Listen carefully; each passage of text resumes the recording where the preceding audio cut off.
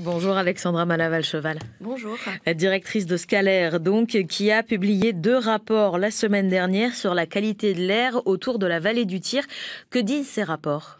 Alors oui, tout d'abord, je voulais rappeler que les missions en fait de l'association, c'est vraiment mesurer, surveiller, informer. Donc, on mesure aujourd'hui en continu sur de différentes zones du réseau de Nouméa et régulièrement, nous réalisons des campagnes plus ponctuelles sur des zones non suivies en continu.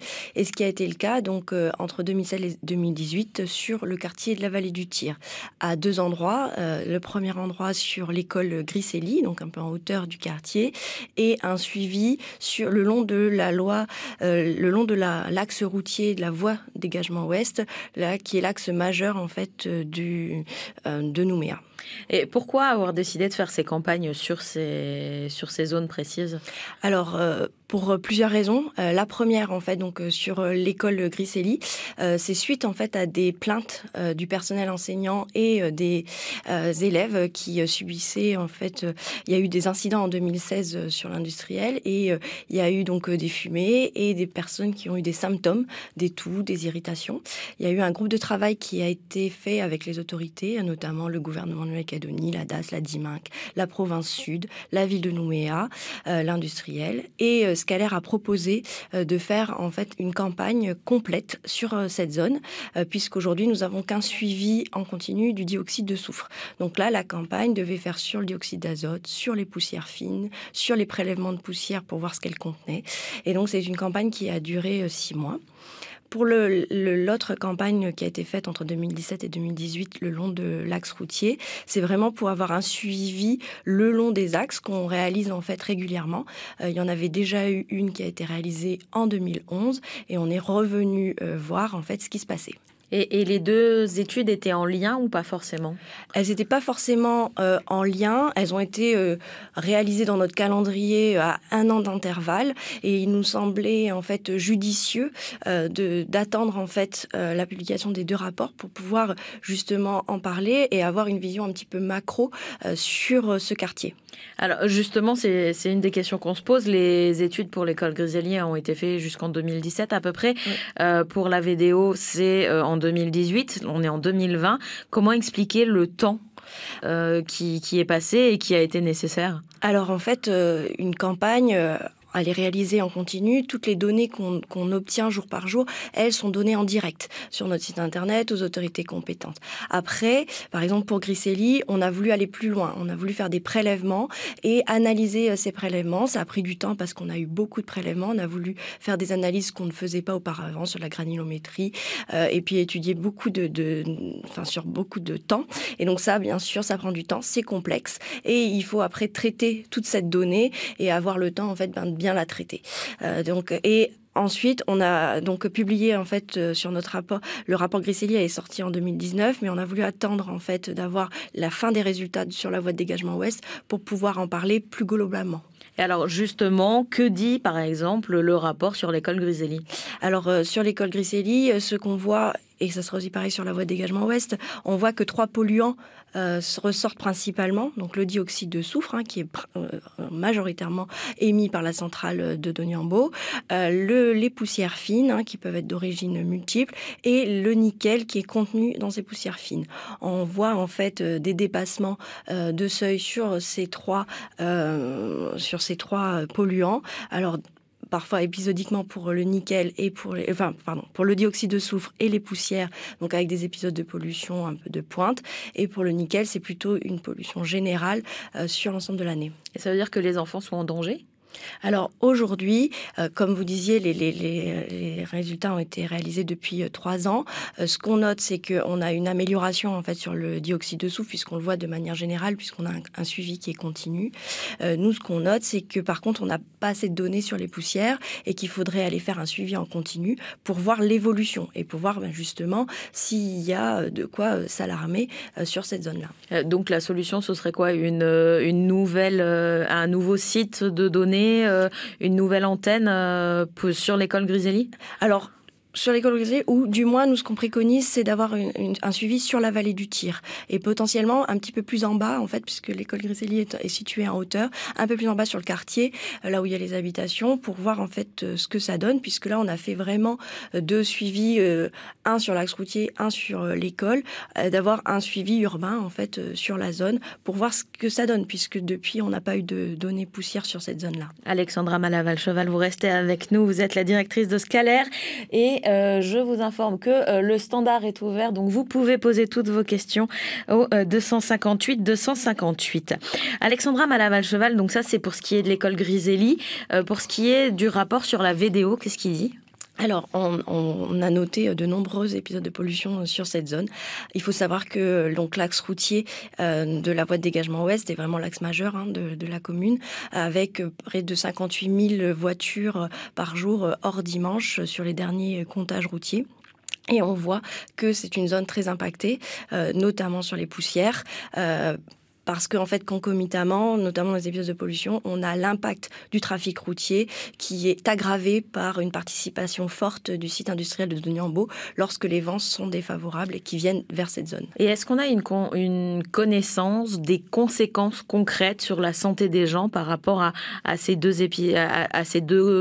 paramètres qui sont l'usine et la circulation ?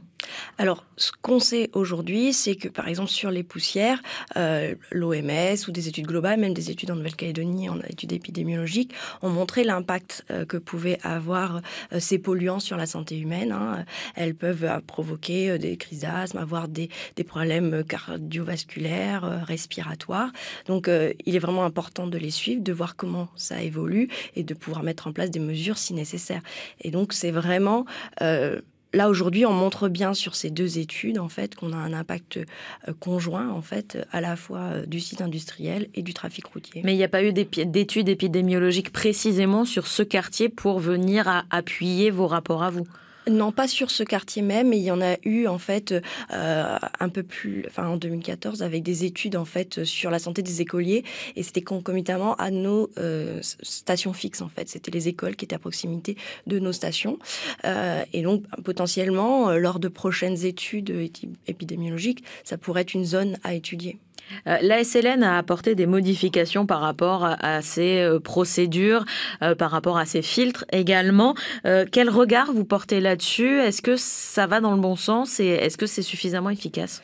Alors, c'est toujours important en fait de travailler sur les émissions, donc que ça soit au niveau de l'industriel, au niveau du trafic routier. Donc l'industriel, suite donc justement aux incidents qu'il y a pu y avoir au niveau de l'école Griselli, a eu des mises en demeure et a dû faire de nouvelles choses. Il y a eu des prescriptions qui ont été mises dans son arrêté. Donc il a diminué aujourd'hui son fuel en fait, le soufre qui est contenu dans son fuel depuis.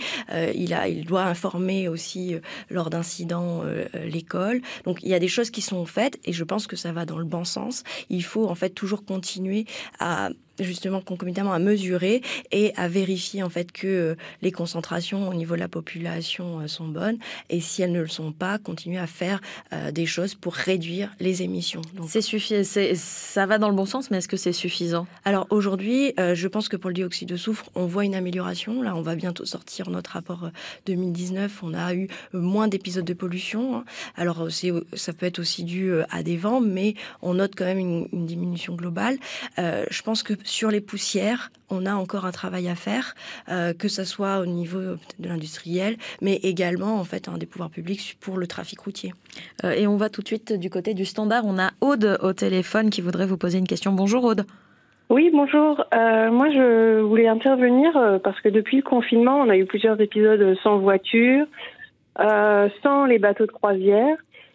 Et du coup, j'avais remarqué qu'il y avait beaucoup moins de pollution chez moi, de poussière noire, tous les jours.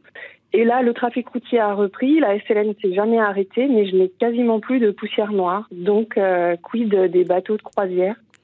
Vous habitez où ? Orphelinat, au Mont-Coffin. Alexandra Malaval-Cheval, la qualité de l'air, c'est aussi les bateaux de croisière. La question s'est posée, qu'est-ce que vous avez pu constater? Alors d'abord, sur le confinement, c'est vrai que ce soit en Nouvelle-Calédonie ou au niveau mondial, on a bien vu que le fait de s'arrêter, d'arrêter des activités, d'arrêter le trafic, de plus avoir de paquebots ou de diminuer ces industries, a eu un impact bénéfique sur la qualité de l'air. Nous, on a fait une note et on a bien vu que sur les 2 premières semaines de confinement, on a eu près de 73% de moins de dioxyde d'azote, un petit peu moins de poussière, un peu moins de dioxyde de soufre. Alors oui, comme vous le dites, l'industriel s'est pas forcément arrêté, donc tout ne s'est pas arrêté, mais on a vu une amélioration. Et bien sûr que les paquebots, qui sont une source de pollution, qui émet aussi du dioxyde de soufre, qui émettent également des poussières fines, on fait baisser en fait cette émission. Nous, aujourd'hui, on n'a pas un suivi spécifique à l'impact des paquebots. On était cette année en train de travailler sur une modélisation pour faire un suivi en fait spécifique sur Nouméa pour voir l'impact. Alors aujourd'hui, on n'a plus de paquebot, donc on va attendre un peu de voir quand ils reviendront. Mais ça sera intéressant de voir justement une année sans et une année avec. Peut-être en prenant un peu de recul pour voir si nos données, par rapport aux stations qu'on a et les mesures que l'on a, si on peut noter cet impact. Mais bien sûr, il y a dans plusieurs régions du monde, il y a des suivis sur les villes et les paquebots peuvent avoir un impact. Aujourd'hui, en Nouvelle-Calédonie, où est-ce qu'ils sont placés, on n'a pas toutes les données. Fin juin, le CESE, le Conseil économique, social et environnemental, a donné un avis positif pour un élargissement du contrôle de la qualité de l'air. Où en est cette évolution ? Alors, la délibération en fait du Congrès de la Nouvelle-Calédonie date de janvier 2017. Aujourd'hui, Scalair attend en fait les arrêtés d'application pour que cette loi soit enfin mise en œuvre, parce que avec cette réglementation, on va pouvoir avoir un texte sur la qualité de l'air ambiant pour l'ensemble de la Nouvelle-Calédonie. Chacun a le droit aujourd'hui de respirer un air de bonne qualité et il va falloir mettre en œuvre des mesures de surveillance sur l'ensemble de la Nouvelle-Calédonie, des mesures homogènes. Et ça, c'est vraiment une avancée majeure en fait pour la qualité de l'air. Concrètement, ça doit permettre quoi, ces arrêtés ? Alors, ça doit permettre de donner les seuils en Nouvelle-Calédonie de suivi de l'air ambiant, les moyens de suivre en fait cette qualité de l'air, d'agréer des organismes qui auront une démarche qualité, qui auront des contraintes techniques, un organisme comme Scalair, et derrière également de mettre en place des mesures pour réduire les émissions. Et on a Francis qui est avec nous au standard. Bonjour Francis. Bonjour, madame. On vous écoute. Posez votre question à Alexandra Malaval-Cheval. Oui, c'est pour les communes minières, là, s'il vous plaît. Les communes minières, oui. Oui, parce que je suis dans une bulle, là. Alors, on dit, on n'a pas mis sur une montagne, là. Et puis, nous, on a la poussière. Et puis, bon, comment il faut faire pour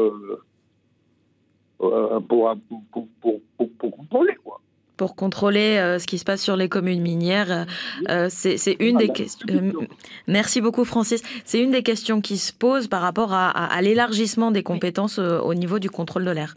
Oui, tout à fait. C'est quelque chose qui revient beaucoup. C'est une thématique en fait qui revient beaucoup, notamment lors du vote en fait de cette délibération. Le suivi autour en fait des mines a été soulevé. Aujourd'hui, Scalair n'a un suivi que sur le réseau de Nouméa, c'est historique, et autour du Grand Sud, donc avec quand même des données minières avec la mine dans le Sud. Mais aujourd'hui, on n'a pas encore un suivi global, et c'est ce que doit permettre cette loi, c'est-à-dire d'avoir des mesures qui peuvent être réalisées sur l'ensemble de la Nouvelle-Calédonie, avec bien sûr des zones plus suivies que d'autres, selon les enjeux, c'est-à-dire le nombre de populations et également les émissions. Et c'est une thématique que nous, à Scalair, on défend, qu'il faut aller voir ce qui se passe autour des mines, au plus près des populations, puisqu'il y a des zones qui sont réalisées. Et justement, on participe potentiellement à des études, on va peut-être participer à des études de suivi de la caractérisation des poussières dans un secteur minier via des programmes, par exemple, comme le CNRT. Parce qu'il y a la question des poussières, des particules fines, il y a aussi la question de l'amiante qui reste posée. Et là, ce serait un moyen de le mesurer dans les communes minières. Alors, ça peut être aussi une thématique, l'amiante. Aujourd'hui, nous, on ne fait pas ce suivi-là. Il y a eu des études qui ont été réalisées par d'autres organismes en Nouvelle-Calédonie. Aujourd'hui, Scalaire ne fait pas ce suivi-là. Peut-être que demain, vu que c'est aussi une thématique qui a été mise en fait dans la loi, donc ils ont prévu de le mettre comme un polluant d'intérêt territorial. Je pense qu'il y aura des suivis. Alors, est-ce que ce sera Scalaire ou d'autres organismes? Mais en tout cas, ça peut être il pourrait y avoir des protocoles de suivi sur l'ensemble de la Nouvelle-Calédonie pour ce polluant. Quels sont les enjeux autour de la qualité de l'air et est-ce qu'ils sont entendus par les pouvoirs publics ? Alors aujourd'hui, ce qu'on note, c'est qu'il y a une prise de conscience qui est assez globale, c'est-à-dire notamment de la population. Déjà en général, on a beaucoup de questionnements, beaucoup de citoyens qui nous appellent, qui nous signalent des choses sur différentes zones, même si aujourd'hui on ne suit pas l'ensemble de la Calédonie. Et je pense que de plus en plus, il y a une prise de conscience au niveau des collectivités. Scalaire, ça va faire 15 ans qui a été créé, 12 ans qu'on fait de la mesure sur Nouméa, 7 qu'on fait de la mesure sur le Sud. Et de plus en plus, on nous demande notre avis en tant qu'experts, que ça soit lors d'une nouvelle entité industrielle, par exemple, qui va se mettre en jour, donc lors d'arrêter ICPE. On a eu une première demande aussi lors du PUD sur Nouméa, donc voilà, des demandes d'expertise. Et je pense que plus en plus, on essaye de mettre en avant donc cette qualité de l'air. Et nous, c'est notre rôle en tant qu'association de promouvoir le fait qu'on doit prendre en compte la qualité de l'air dès le départ d'un aménagement. Par exemple, quand on va créer une route, il faut qu'on réfléchisse à ce qu'il y aura autour, parce que bien sûr qu'il y aura des émissions lors d'un projet industriel ou de tout autre projet sur la Nouvelle-Calédonie. Il faut prendre en compte la qualité de l'air. Alexandra Malaval-Cheval, directrice de Scalaire, merci d'avoir été notre invitée ce matin. Merci à vous. C'était l'invité de la matinale sur la première.